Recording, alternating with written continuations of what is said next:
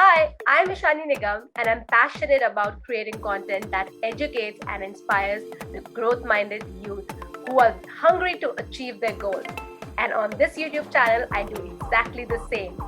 I share video podcasts of my first step ever. You can follow this podcast on Spotify, Google, or Apple if you love listening to podcasts, or else you can subscribe this channel where you can see the entire podcast. So, what are you waiting for? Let's get started. This is my first step ever, and you have tuned into another amazing episode. Each time we try and embark on a journey of a person's life who has made their life the way they want to be, with different challenges that they have come across, but they have shown us their resilience, and they are here to share those strategies and their challenges with us so that we can surpass our challenges wherever and whichever phase of life we are. And today I'm so honored and I'm really, really excited to welcome our guest speaker. So please welcome Terry Tucker from all the way from USA. Hi Terry, how are you doing? I'm great, Ishani. How are you? I am super excited and I'm super pumped. At times you think of, oh my God, what I'm doing with my life. What should I do now? I'm just a little tired. And then I read about you and everything I want to talk about you right now. Everything about you is so inspiring.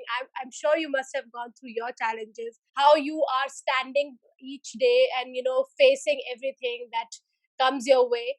And let me introduce you to my listeners today. So Terry Tucker has been an NCAA Division One college basketball player. He's a Citadel's cadet, a marketing executive, and most interesting and undercover narcotics investigator, a SWAT team hostage negotiator, and I have this amazing person sitting in front of me today. So it's a big deal for me. He's also, but it doesn't stop here. He is also a business owner. He's a motivational speaker and author, and most recently, a cancer warrior. And that is something that I'm so proud of him, that he is going through such a challenging time, but he is going through it. And we are all with you, Terry. I just want to tell you. And you have done such amazing work in your life. The resilience that you must have built, I know it's going to take you through a long way. Let me also tell you something about Terry, that he is an author of Sustainable Excellence 10 Principles to Living Your Life in Uncommon and Extraordinary Life.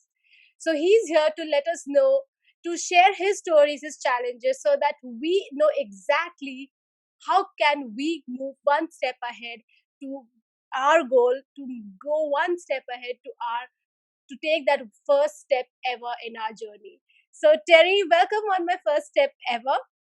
And I want to go back to the very beginning of your career, your high school days, because most of our listeners who are listening to us, they are somewhere in that time of their life. How were you as a young adult, and what mindset did you carry then? No, it wasn't. I was just like everybody else. There was really nothing special about me other than I was very tall. You can't tell this from my voice, but I'm 6 foot 8 inches tall, and I played basketball in college. And when I was in high school, even when I was in like eighth grade, I was 6 foot 5. So I was pretty tall, but I had 3 knee surgeries in high school, and that kind of propelled me into realizing that we need, our minds have such a great emphasis or control over all of us that we need to control those minds. Otherwise, they're going to control us in not so much of a good way. So, I've got 2 brothers. I'm the oldest of 3 boys. They're all tall. My dad was tall. My mom wasn't so tall, but my mom was the boss of the family. So it didn't matter how tall or big or strong we were. So that's a little bit about my childhood. That's a great lesson over there, that it really doesn't depend on how you look or what sort of a height you got, but it's just that personality and that a deep understanding that matters, at who you are. But more than that, I did not have this question in mind, but while I was listening to you, it just popped into my mind, and I would like to ask you, having a very different height from the usual people in your class. As you mentioned, you were 6'5" when you were in 8th standard.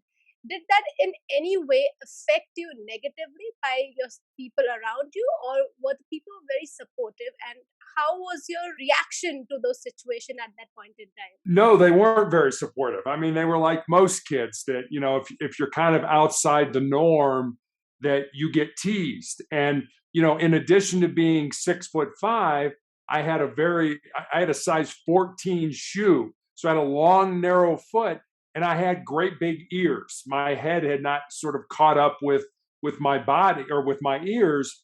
And so I would get teased. But I took all that and I put that into something positive, which for me, was basketball. And I understand when you're young, you want to be part of the group, but I would suggest to all your listeners that, you know what, if you've got people that are teasing you or bullying you or doing anything like that, get those people out of your life and surround yourself with people that are going to be honest with you. They're going to uplift you.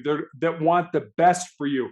I always say that if I'd never met you, but I knew the 5 people that you hung around with the most, I could probably tell you a lot about you, even though I'd never seen you, I'd never met you. So surround yourself with people that have your best interest in mind.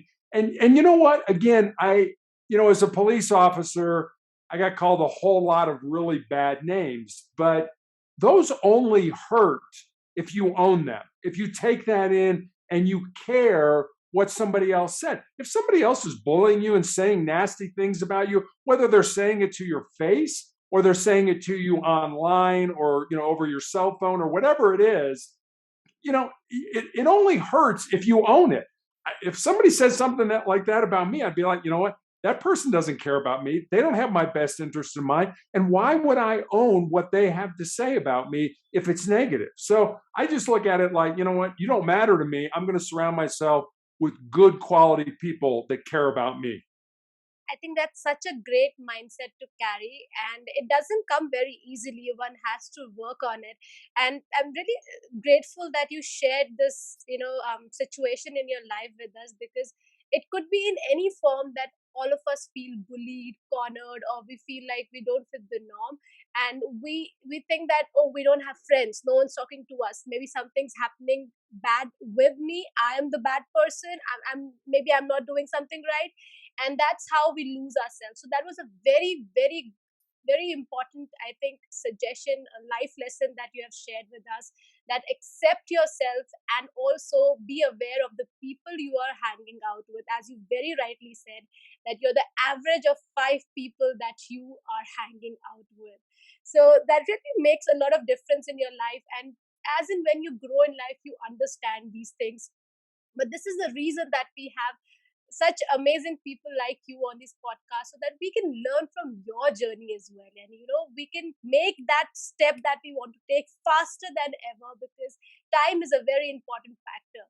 So as speaking about time, from your school days, from your university time, you were such a great basketball player, and I could see that you were into marketing, and you always had that very analytical mind. So how did you choose to come into the SWAT team, become the undercover narcotics investigator, and not wanted to pursue maybe in basketball field or some other field? What really inspired you to go to that direction, which is a less often chosen one? Yeah, I guess kind of two things. One, I had a fourth knee surgery in college, and physically I just wasn't able to pursue basketball beyond college. But in terms of, if you kind of look at my resume, my first 2 jobs were in business, and my passion, my purpose was law enforcement. But his father, my grandfather, was a policeman in Chicago, which is probably the third largest city in the United States, and was actually shot in the line of duty with his own gun. It wasn't a serious injury. He was shot in the ankle, but he remembered the stories that his mom, my grandmother, told about the knock on the door of, Mrs. Tucker, grab your son, your husband's been shot, and come with us. So when I expressed an interest in going into law enforcement, my dad was like, nope, nope, nope, nope. You're going to go to college. You're going to major in business. You're going to get out. You're going to get a job in business. You're going to get married, have 2.4 kids, and live in the sun. I mean, my dad had my entire life planned out.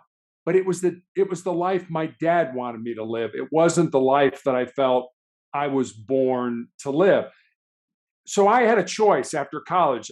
I had to move home to help my mother because my father and my grandmother were both dying of different forms of cancer. So I had a choice. I could pursue law enforcement, basically say, "Hey, Dad, I know you're sick. Sorry about that, but I'm going to go do what I want to do."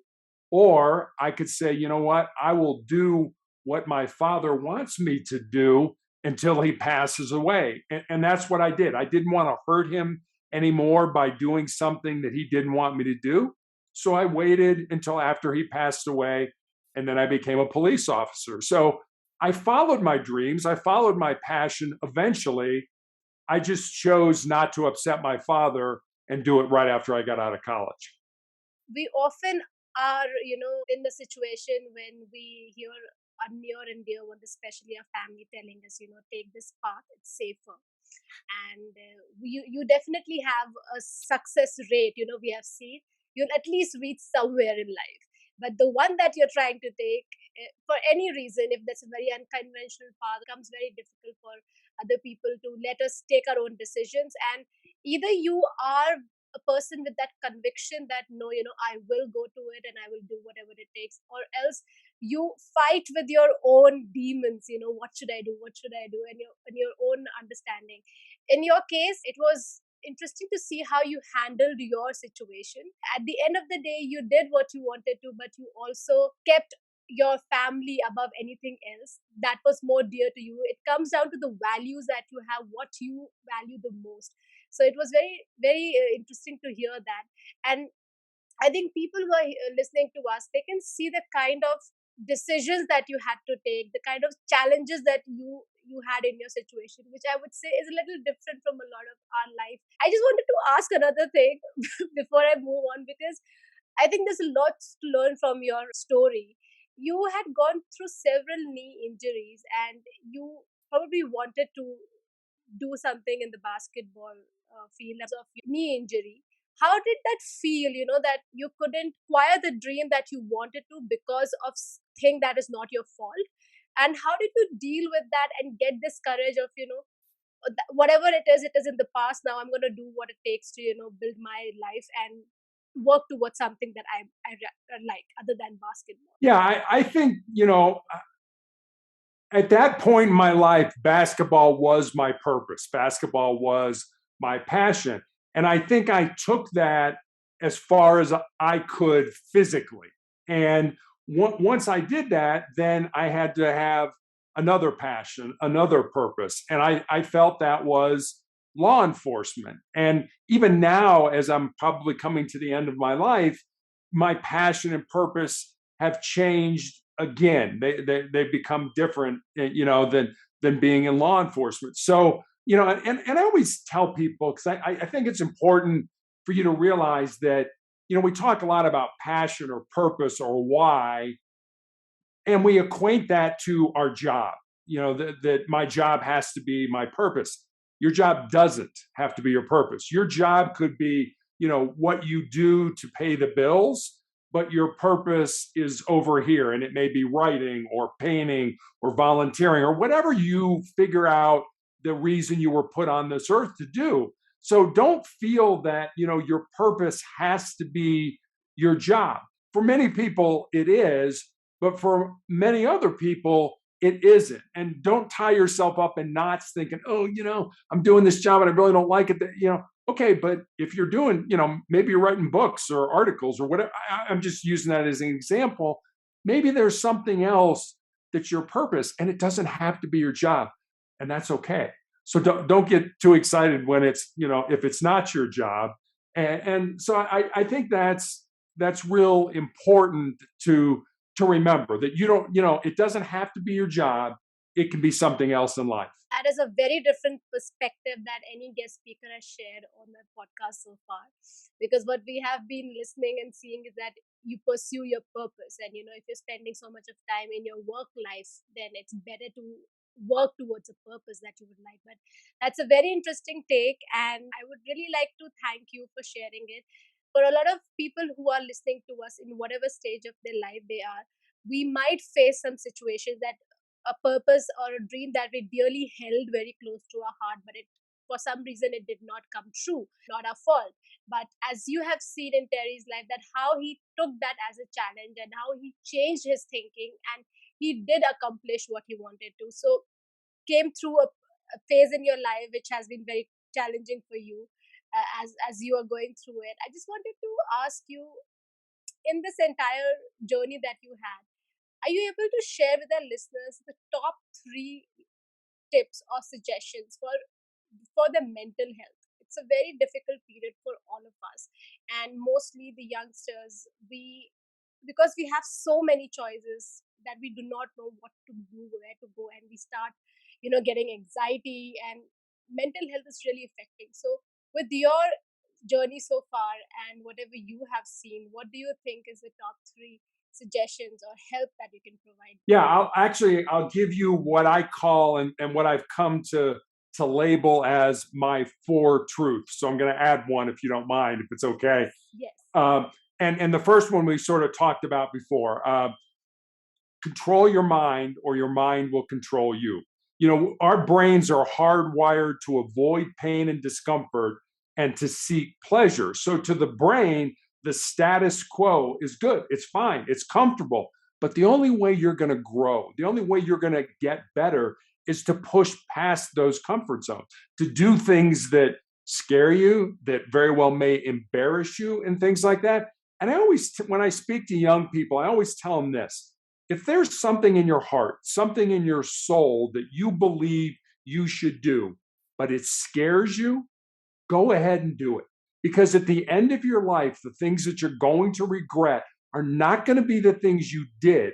They're going to be the things you didn't do. And by then, it's going to be too late to go back and do them. So that's number one: control your mind. Number two is, we're all going to experience pain in our lives. It doesn't have to be cancer pain like mine, or an illness or anything like that. You could flunk a test at school, or break up with your boyfriend or your girlfriend, or not get the promotion at work that you believe you deserve. Pain is inevitable.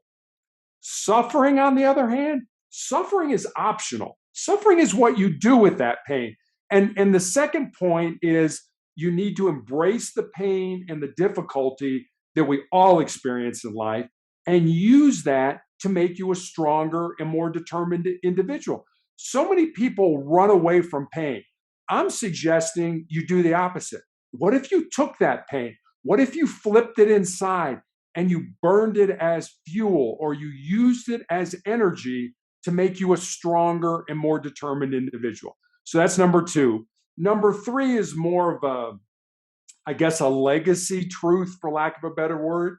And it's this: it's what you leave behind is what you weave in the hearts of other people. I know when you're young, you don't think a lot about the end game. You don't think about the end of your life. But what are people going to say about you at your funeral?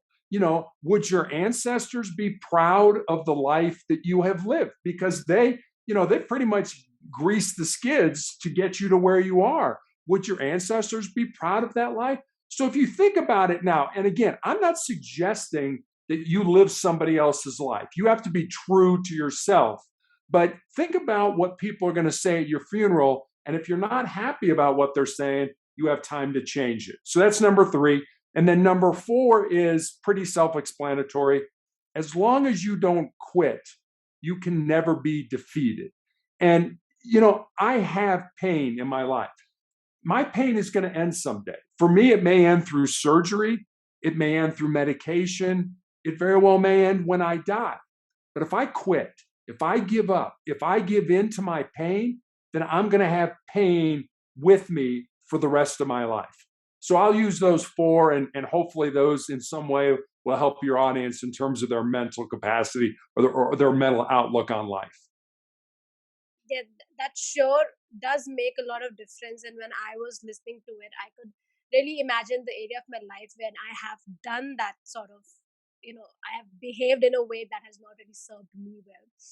And that really helps me think that what is the direction that I can take that can help me overcome. And I think one of my favorite one would from all these would be, embrace the pain. I think that's something that all of us fear, that no, if I do this I'll fail. Then that's another sort of mental pain that you have, and there's a physical pain that you go through, and we fear that. But I think all these things we should sort of normalize, as you rightly said. We should normalize and make a part of our life, because you cannot avoid it. Very, very rightly said. And there is more to what you just mentioned over here, and I think you started a website called Motivational Check to help others find and lead their uncommon and extraordinary life. So I'm definitely going to share that link with all my listeners. And I'm so fascinated just to hear your story, how far you have come. That just shows a person that you can do anything that you want in your life. And even if there are challenges thrown in front of you, it only depends on your determination and your mindset, that how you can go past that. And you've really shown that, and seeing an example sort of helps, because I mean, it's good to be proactive, to take the lead and be the person to show the light to other people. But if it becomes very difficult for all the people, then people like you who come forward and share their journey, it really means a lot. So thank you, Terry. I really want to ask you something. This is something I did not plan, but because I'm listening to your story and I'm so inspired.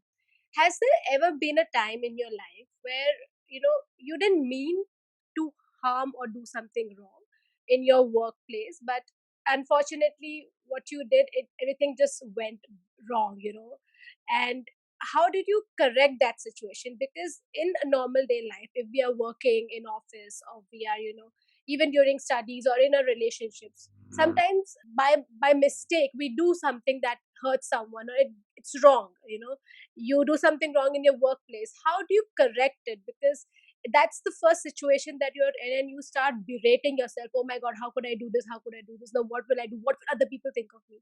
So if you've been in that situation ever, how have you turned that around? I guess I sort of want to answer your question with a story. There's a Oh, lovely. there's a book out called Legacy, and it's written by a man by the name of Kerr, Kerr, and it's the story of the New Zealand national rugby team, who by most accounts is the most successful sports franchise of any sport of all time in any country. And they're called the All Blacks because their jerseys and their pants or their shorts are all black. They dress in all black. And one of the things, I mean, think about this: the probably greatest sports franchise in the history of sports. What would you think they would hire for? That when I read the book, I'm like, well, you will hire, when you bring people onto your team, they're going to be technically competent. They're going to be very good at what they do. And that's the number one thing that you look for when you hire people. But that's not the case with them. They look for two things. And I'll answer I guess, kind of your question here in a minute, but I want to tell the story because I think it's important. And the two things they look for are, number one, character. What kind of person are you? I don't care what kind of rugby player you are. What kind of a human being are you? That's number one. And number two is humility.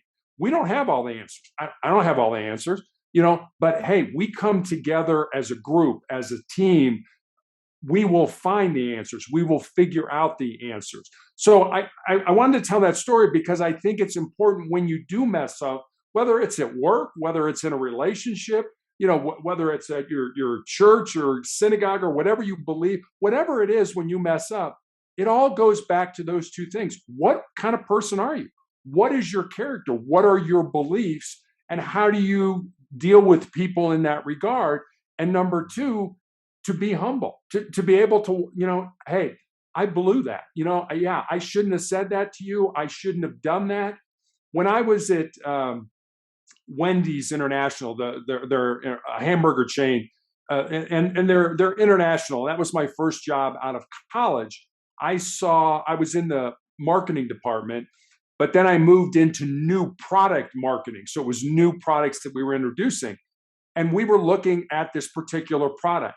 And the initial reaction to it was, yeah, it's got a great taste, but aesthetically, you're looking at it, it doesn't look very good. So we're probably not going to go with it. But there was one man who said, you know what, I think we should spend money and test it. I think we should put it into some stores and see how it goes.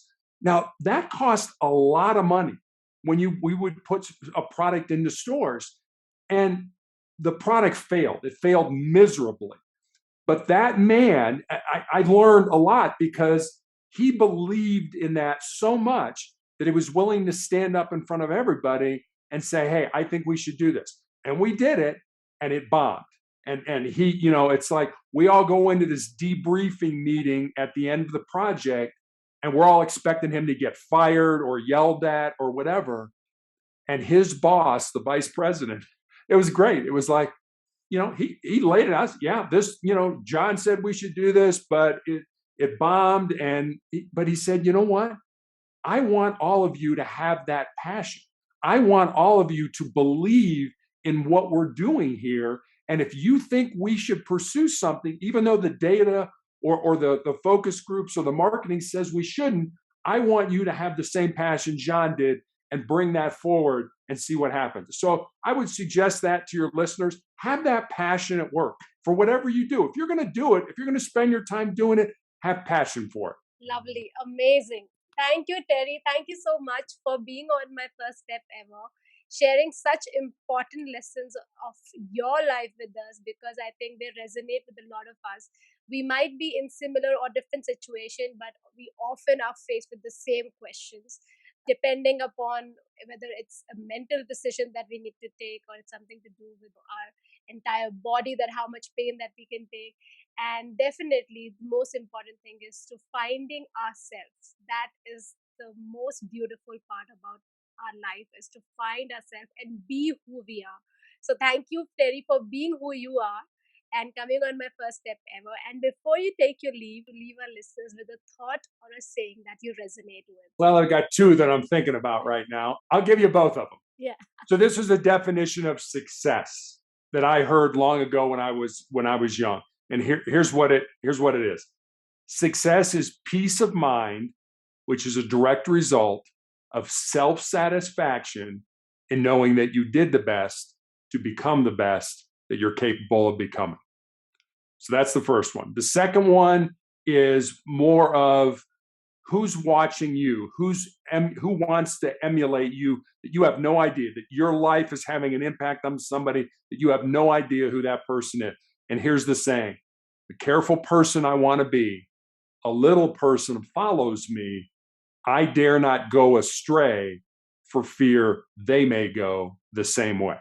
That is such a deep thought, and that has a huge impact. Thank you so much, Terry. That's such a positive note that we are ending on. And I'm sure today I feel really good right now. Very positive after talking to you. I think my Sunday's going to go well. And I think it's your Saturday evening in USA.